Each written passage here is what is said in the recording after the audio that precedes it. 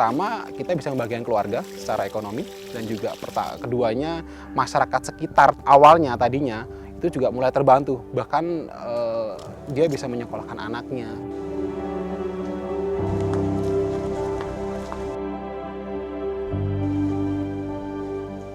Cuman mengandalkan pendapatan dari suami, tapi dari sini alhamdulillah menambah ekonomi saya gitu ya.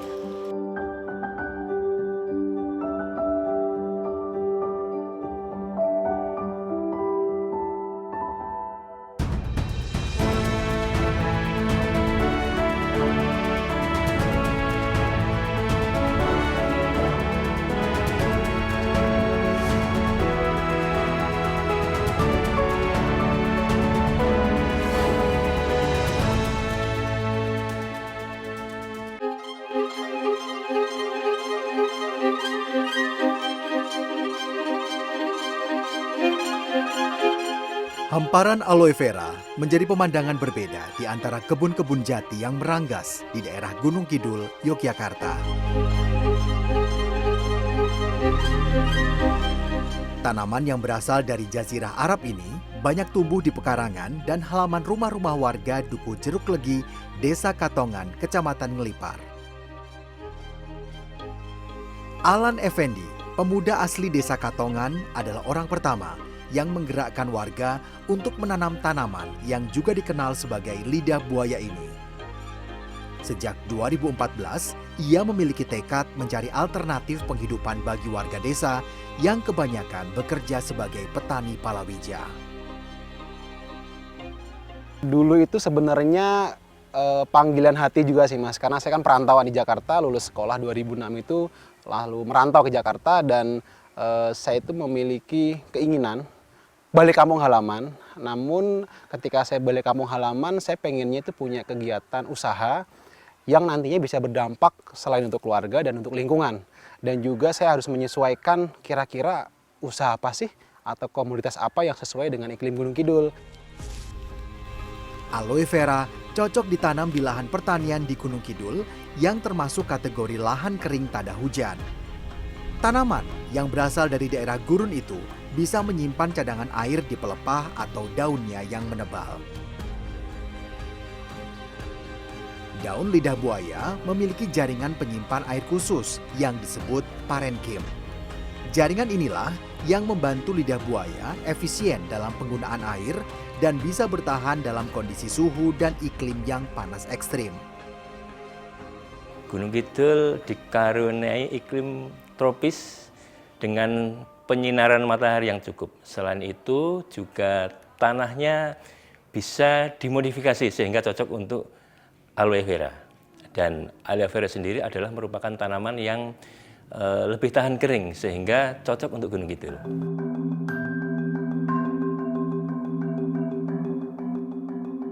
Di kebun yang dikembangkan oleh Alan Effendi ada 2 varietas aloe vera yang ditanam, yaitu Barbadensis Miller dan Chinensis Baker. Ini nggak ada bintik-bintiknya. Emang biasanya ada bintik di sini? 2 varietas inilah yang lazim dimanfaatkan menjadi bahan pangan dan kosmetik dibanding belasan varietas lain. Mas Alan, ini kalau tanaman yang di sini kan ada 2 jenis, Ya, betul. jenis Varietas. varietas dari lidah buaya ini. Nah, kalau misalnya varietas yang ada di depan kita ini jenisnya apa, Mas? Ini jenisnya Sinensis Barker, Mas. Ciri-cirinya apa yang membedakan Ciri-cirinya dengan yang pertama varietas dia lain? memiliki ukuran itu lebih besar dari jenis yang lainnya, Oke. dari varietas yang lainnya. Lalu ketika dia nanti pada akhirnya muncul bunga, karena memang aloe vera itu rata-rata kalau di sini tuh setahun pertama itu bakal muncul bunga, dia warnanya orange. Oke. Nah nanti kalau yang Barbadensis itu warnanya kuning, dan cirinya udah beda banget sih, dari daunnya itu juga udah beda ukurannya, warnanya dan sebagainya.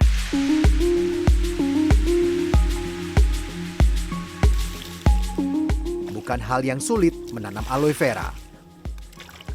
Aloe vera bisa ditanam di lahan terbuka ataupun di pot dan polybag. Tanah yang digunakan disarankan tanah pasir yang diberi sedikit kompos atau pupuk organik. Tanah pasir memiliki drainase yang baik dan membantu mencegah genangan air yang berlebihan. Genangan air dapat merusak akar aloe vera dan menjadikannya busuk. Adapun cara merawatnya hanya perlu disiram 3 hari sekali. Selain itu, tak ada hama khusus yang berbahaya yang mengancam aloe vera. Aloe vera yang sudah siap dipanen, itu ciri-cirinya seperti apa? Nah, balik lagi ke yang sudah siap-siap dipanen, karena pertama ketika kita menanam dari mulai kecil, dari tinggi-tinggi 15 cm, umur 2 bulan, itu nanti kita akan menunggu pertama itu waktunya itu 12 sampai 15 bulan. Oke. Nah, itu ciri-ciri pertama dari umurnya. Yang kedua adalah dari bentuk fisik. Fisiknya itu bintik-bintik putihnya itu sudah benar-benar hilang. Biasanya kalau aloe vera masih muda itu ada bintik-bintik putih Mas di sepanjang daun sini. Misalnya ini. Gini kanan kiri itu bintik-bintik putihnya udah masih banyak banget. Itu udah menghilang. Lalu ciri-ciri berikutnya muncul bunga pertama kali. Oke.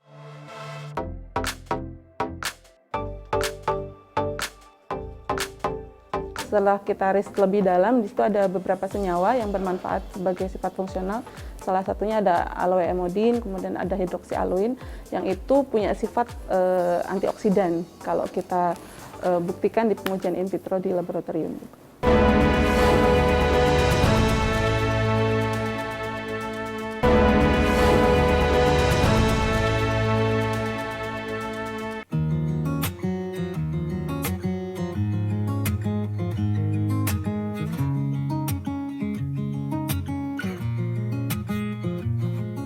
Aloe vera atau lidah buaya mulai ditanam di Indonesia sejak awal 1990-an. Namun, jauh sebelum itu, tanaman ini sudah masyhur digunakan sebagai obat dan bahan kosmetik. Dalam perkembangannya, aloe vera bisa dimanfaatkan menjadi bahan makanan dan minuman yang syarat manfaat. Aloe vera dipercaya memiliki kandungan serat yang baik untuk pencernaan. Selain itu, berdasarkan penelitian Badan Riset dan Inovasi Nasional, aloe vera juga mengandung prebiotik seperti esmanan dan fruktan yang bisa memacu pertumbuhan bakteri baik di saluran cerna manusia. Yang kita temukan di situ ada beberapa, setelah kita riset lebih dalam, di situ ada beberapa senyawa yang bermanfaat sebagai sifat fungsional. Salah satunya ada aloe emodin, kemudian ada hidroksialuin, yang itu punya sifat antioksidan kalau kita buktikan di pengujian in vitro di laboratorium.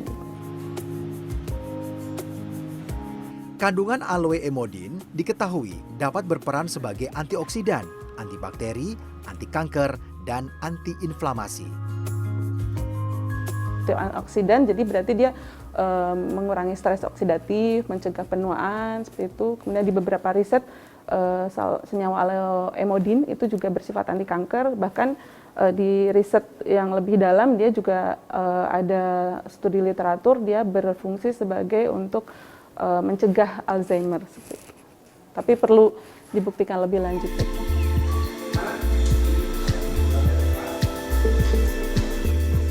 Zat-zat baik yang terkandung dalam aloe vera itulah yang memantapkan Alan memproduksi beragam produk minuman dan makanan.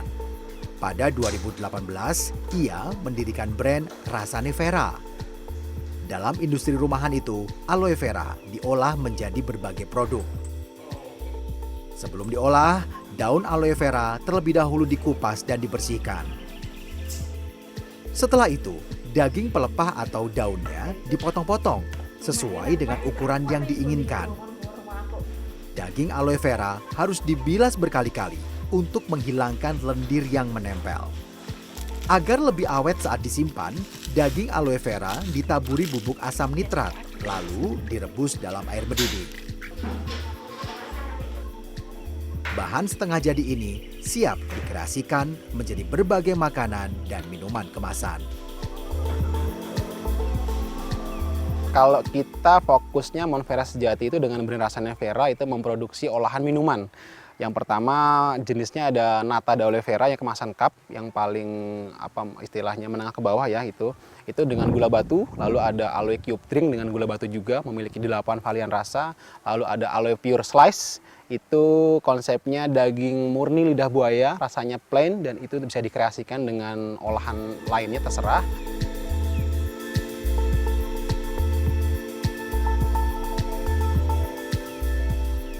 Atas permintaan para konsumen, Alan berinovasi dengan menambahkan ekstrak daun stevia sebagai pemanis dalam produk minuman aloe vera yang cenderung berasa plain atau hambar.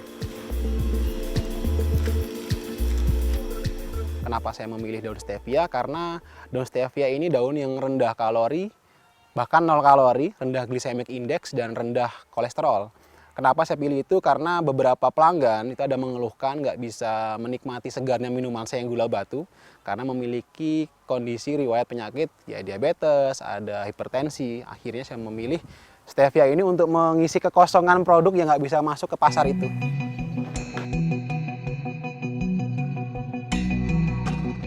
Hampir 6 tahun berdiri, industri rumahan Mount Vera Sejati yang memproduksi jenama Rasane Vera berhasil membuka lapangan kerja bagi warga sekitar Dukuh Jeruk Legi. Saat ini, Alan memiliki 12 karyawan yang hampir semuanya perempuan. Perempuan dipilih karena ia ingin memberi kesempatan bagi ibu rumah tangga mendapat penghasilan lebih dan tak bergantung pada pemberian suami. Pertama, kita bisa membagikan keluarga secara ekonomi, dan juga keduanya masyarakat sekitar awalnya tadinya itu juga mulai terbantu. Bahkan dia bisa menyekolahkan anaknya yang tadinya terlilit hutang, dia bisa melunasi hutangnya. Dan sekarang multi efeknya nggak hanya di Gunung Kidul, bahkan sampai ke Mbayat, saya bilang tadi, sampai ke Sleman, sampai ke Bantul. Evi Hasanah adalah salah satu di antara 12 karyawan yang bekerja di industri rumahan minuman aloe vera pimpinan Alan Effendi. Ia menjadi orang pertama yang bergabung pada 2018. Evi bercerita, pada awalnya hanya tertarik belajar membudidayakan aloe vera. Namun, lambat laun, ketika pesanan produk olahan aloe vera bertambah, Alan yang ketika itu hanya dibantu ibu, ayah, dan kakaknya mulai kewalahan. Ia kemudian merekrut beberapa pekerja. Ya, alhamdulillah seneng banget ya, seneng banget. Dari keluarga Mas Alan juga baik sama kita gitu nggih. Alhamdulillah, pokoknya menyenangkan sekali.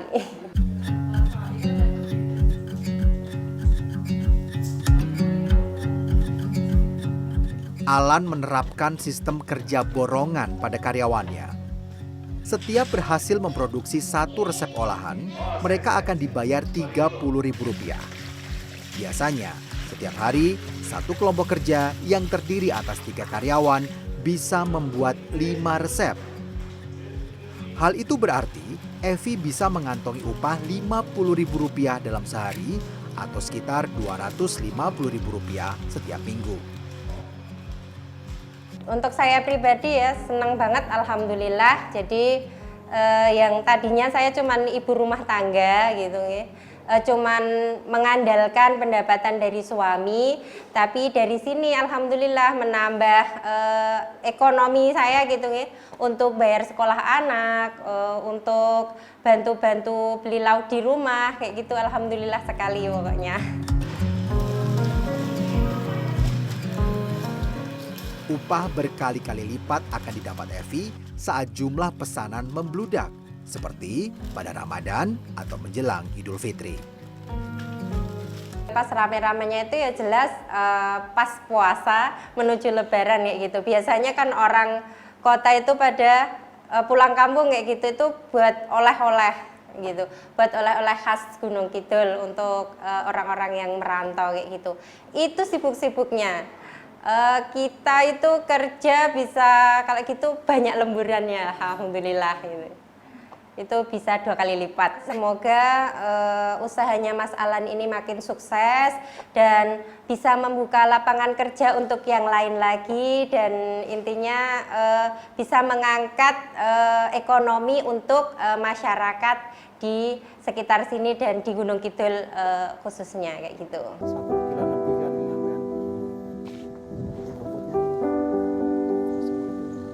Saya mengucapkan banyak terima kasih ya khususnya kepada Mas Alan karena sudah membantu, mungkin ya dengan adanya lidah buaya itu sudah membantu kami ya untuk sebagai ibu rumah tangga itu ada tambahan penghasilan lah seperti itu.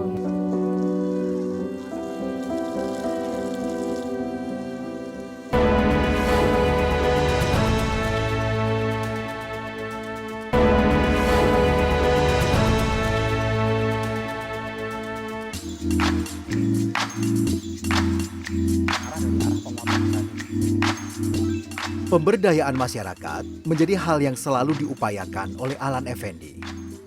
Tidak serta-merta memperkaya diri sendiri, melalui usaha budidaya aloe vera, ia mengajak warga desa turut memanen rupiah.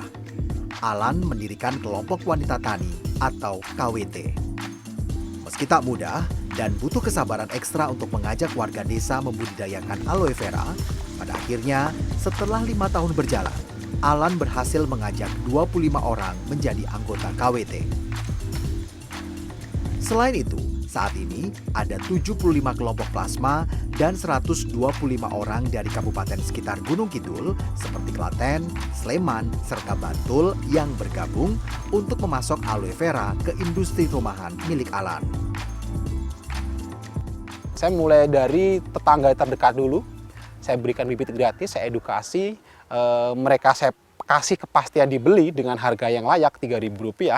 Akhirnya dari awal 1-2 orang lama-lama menjadi banyak karena mereka melihat secara sendiri juga dengan mata kepala mereka bahwasanya ini memang yang menjanjikan karena Mas Alan benar-benar mendirikan perusahaan dan bisa mengolahnya dan kepastian dibelinya juga terjamin.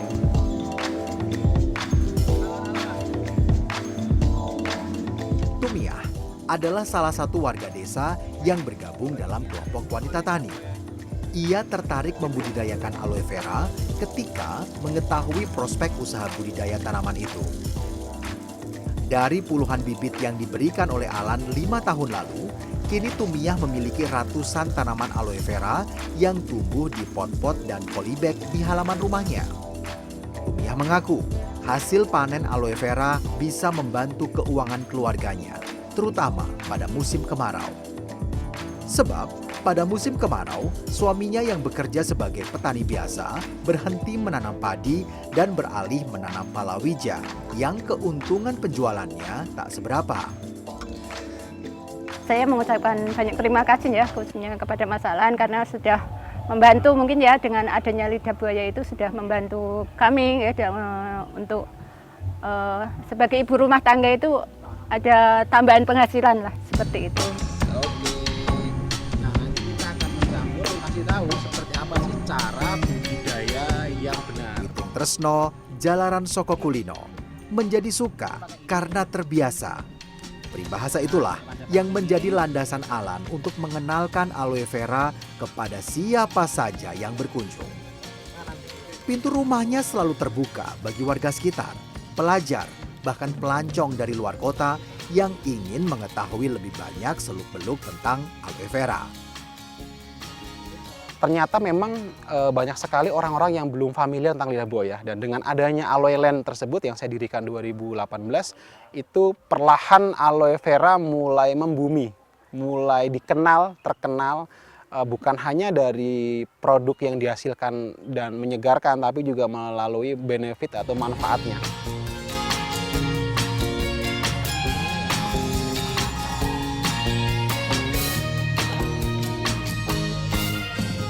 Ketika kami berkunjung, ada puluhan siswa sekolah dasar negeri Katongan yang sedang belajar menanam dan memanen aloe vera di kebun milik Alan. Alan dengan senang hati memberi anak-anak sekolah dasar itu informasi tak hanya tentang cara membudidayakan aloe vera, tetapi juga cara mengolah serta mendapat manfaat dan khasiatnya. Kita mendapatkan ilmu dan harapan kami anak-anak nanti dikenalkan. Kami punya program agar anak-anak nanti semuanya bisa belajar menanam lidah buaya ini biar nanti perkembangan lidah buaya di lingkungan kita ini khususnya dan pada umumnya akan semakin berkembang dengan bagus. Baik. Atas usahanya menggerakkan perekonomian warga desa Katongan dan memproduksi minuman sehat dari aloe vera, Alan Effendi menerima apresiasi 1 Indonesia Award 2023 dari Astra.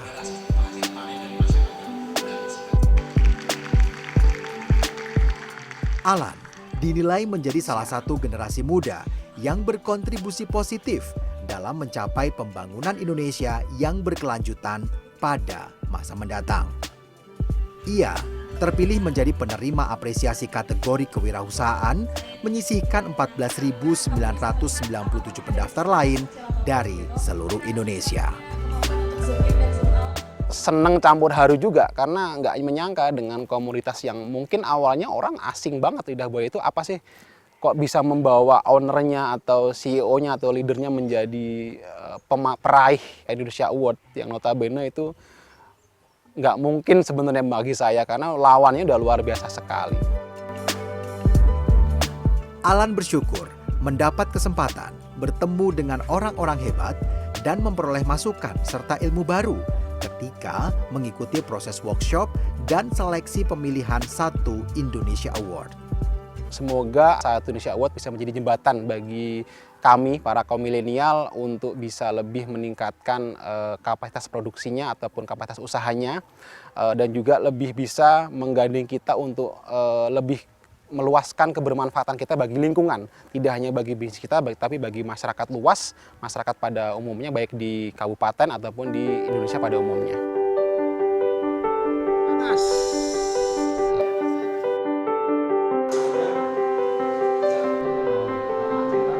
Alan menjadi contoh nyata pemuda yang kembali ke desanya berbekal kemauan lebih untuk berdaya dan menjadi pelaku usaha dengan jeli melihat peluang dari permasalahan yang ada di sekitarnya. Ia menjadi contoh pelopor pemuda mandiri di perdesaan.